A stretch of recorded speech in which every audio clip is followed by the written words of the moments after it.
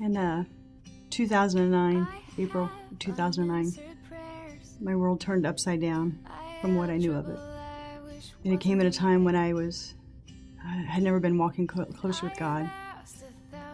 I had spent a lot of time in Scripture, knew the Word, studied the Word daily. I had sat down to study one day, and it was in April, and I ran across Joel, which very few of us studied Joel. But I came across this scripture in Joel, and it says in Joel 2:25, I will repay to you the years the locusts have stolen. At that time in my life, I didn't understand why the verse meant so much, but I knew that God had given me the verse for a reason. I'd underlined it. I had marked it on this side of my Bible, April 2009, not realizing that that was the turning point for the next few years of my life. The next month, I was diagnosed with Lyme disease. I spent the last 4.5 years putting back my health from that. Within 2 months of me being diagnosed, my 62-year-old mother, who had been in perfect health, developed what appeared to be gallbladder-type pain. Me being a nurse, I figured that I would just get an ultrasound, get her to the surgeon that I knew. It would all be over. We'd go on with life as we knew it. I was at work that day. I had gotten a phone call from her doctor. It appeared on my cell phone at work saying it was the doctor's office. I answered the call, and she said that I found something on your mom's pancreas. I think that you better come to the visit with her. Having been an oncology nurse, I knew that a mass on the pancreas is never a good sign. I got the afternoon off. I drove back down to Carlinville to the appointment.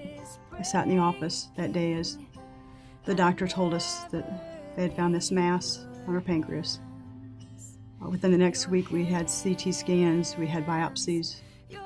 We met with a surgeon who told us that the mass was so large and it already had metastasized, and there was nothing that they could do. My mom's health started to decline. I did get to enjoy 8.5 months with her. She and my father moved in with us so that I could help take care of her as I was sick myself too, so traveling for me was not an option. It got to the point towards the end where in 20 years of medicine that I'd taken care of a lot of traumatic deaths, but none as traumatic as my own mother's. She had vomited. We had to sit with her 24 hours a day. Somebody had to be by her side, as she couldn't take care of herself, so she would vomit and choke, so we had to sit with her. I finally had to get out of the house for just a little bit. I had gone out and mowed. My dad had sat with her.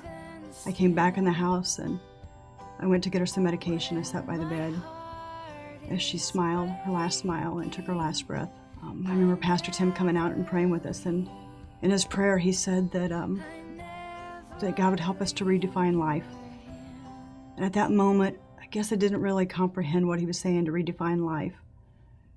But at that 3-week mark, when I realized that she was gone, there was a redefinition of life I had to learn. It was about 18 months after my mom passed away that my mom's mom, my grandma, called me, and she said that she was yellow. And she said, I don't know why, but I'm yellow. I went in, saw her, and of course she was very jaundiced. Being a nurse, I knew that this was not good, and I couldn't imagine going through this all over again. We went down the same path with her, same doctors, same tests. She too had pancreatic cancer. We moved her in, and I remember at one moment being angry with God and saying, why would you do this to me twice? Why would you allow me to go through this, not just once, but twice? But in the whole time, God gave me peace with my mom. He gave me peace with grandma, and knowing that they were going to be in a better place and that they were going to be pain-free. I won't say that it's been easy. It's been a very difficult road, not only with my own health, but then watching both of them suffer and losing both of them. My mom was my best friend. There's still days I want to pick up the phone and call her. There's so many things I want to tell her, so many things I want to share with her. What I've learned is when God told me that he would restore the years the locust has taken away, he's beginning to do that. He's beginning to allow me to use the pain that I went through, the grief that I went through, to help others to carry those pieces and to pick up the pieces and to go on and to know that it's okay to grieve. it's okay to cry. I remember her 3rd year anniversary thinking that I'd pretty well gotten through most of the pain. It was through her 3rd year.